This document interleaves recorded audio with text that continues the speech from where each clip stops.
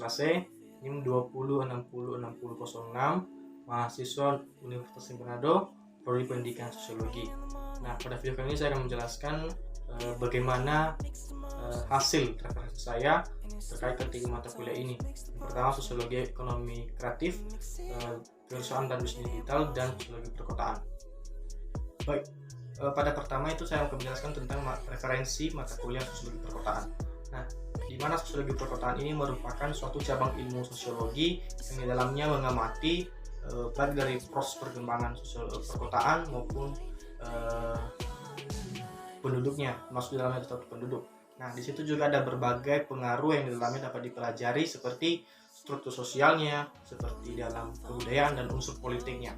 Nah, di sini juga seorang ahli berpendapat ataupun Max Weber berpendapat ataupun memberikan pandangannya bahwasanya sosiologi perkotaan ini merupakan salah satu cabang ilmu sosiologi yang di dalamnya mempelajari bagaimana struktur baik dalam suatu perkotaan ataupun dalam kemasyarakatan. Nah, di sini juga Max Weber berpendapat bahwasanya sosiologi perkotaan pun pusat ekonominya merupakan salah satu adalah pasar. Nah, di sini juga ruang lingkup dari sosiologi perkotaan ini adanya mobilitas penduduk, adanya konflik sosial, dan adanya perubahan sosial. Nah, di sini juga ada pun yang menjadi tujuan dari Undang-Undang Nomor 22 Tahun 1999 yang berkata bahwasanya sosiologi bertujuan sebagai pusat pemerintah, sebagai pusat informasi, dan sebagai pusat pendidikan. Nah, itu hasil referensi saya mengenai mata kuliah Sosiologi Perkotaan. Materi yang kedua itu tentang mata kuliah Kewirausahaan dan Bisnis Digital. Nah, di mana kewirausahaan ini merupakan suatu proses mengidentifikasi, mengembangkan, dan membawa visi ke dalam kehidupan.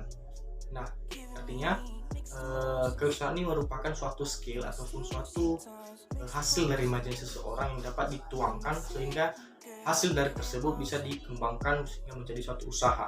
Nah, itu yang menjadi pengertian dari kewirausahaan. Nah, sedangkan dari bisnis digital merupakan suatu kegiatan yang dilakukan oleh individu dan organisasi yang menciptakan nilai mulai dari produk dan jasa untuk memperoleh keuntungan dan memiliki kebutuhan.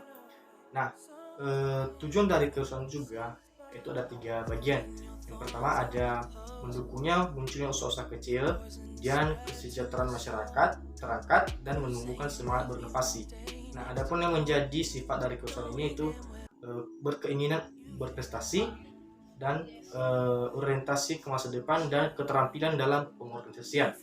Nah, jenis-jenis kewirausahaan ada 3 bagian. Yang pertama wirausaha retail, wirausaha bisnis, dan wirausaha kreatif. Nah, sedangkan tadi dalam tujuan bisnis digital yaitu yang pertama untuk memperoleh keuntungan dari kegiatan bisnis untuk pengadaan barang ataupun jasa yang dibutuhkan oleh masyarakat. Yang ketiga itu untuk menciptakan lapangan pekerjaan bagi masyarakat. Baik, materi ketiga itu sosiologi ekonomi kreatif. Nah, di mana sosiologi ekonomi kreatif ini merupakan satu konsep pada era ekonomi baru yang mengidentifikasi informasi dan kreativitas dengan mengadakan ide atau pengetahuan dari sumber daya manusia sebagai faktor produksi yang utama. Nah, adapun yang menjadi ciri-cirinya, yang pertama itu ide dan gagasan sebagai ide utama oleh perilaku ekonomi ataupun pelaku ekonomi. Dan yang kedua itu adanya kreasi intelektual dalam sektor usahanya. Dan ketiga itu kegiatan usahanya bersifat terbuka dan tidak terbatas. Nah, faktor-faktor pendorong dalam ekonomi kreatif ini, yang pertama teknologi dan kreativitas dalam sektor ekonomi dan teknologi maju, tenaga kerja, dan media sosial. Nah, itu menjadi satu pendorong dalam ekonomi kreatif ini.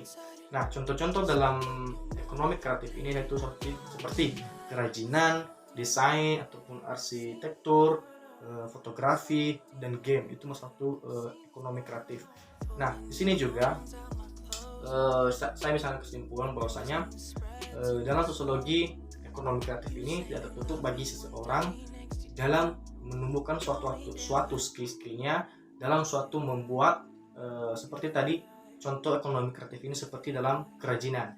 Nah, di sini tidak tertutup bagi kemungkinan bagi masyarakat ataupun bagi pelajar ataupun mahasiswa untuk mengembangkan hasil dari imajinasi ataupun skillnya. Seperti dari bahan-bahan bekas, itu bisa menjadi suatu usaha ataupun seperti daur ulang, seperti bahan-bahan limbah bisa dipergunakan untuk menjadi suatu kerajinan yang bermanfaat dan sehingga bisa menghasilkan suatu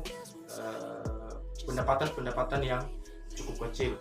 Nah, itu menjadi salah satu kesimpulan dari sosiologi ekonomi kreatif. Baik, demikianlah hasil penyampaian saya terkait dengan mata kuliah ini.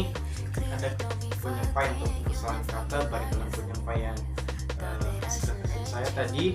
Jadi untuk itu saya minta maaf dan atas kata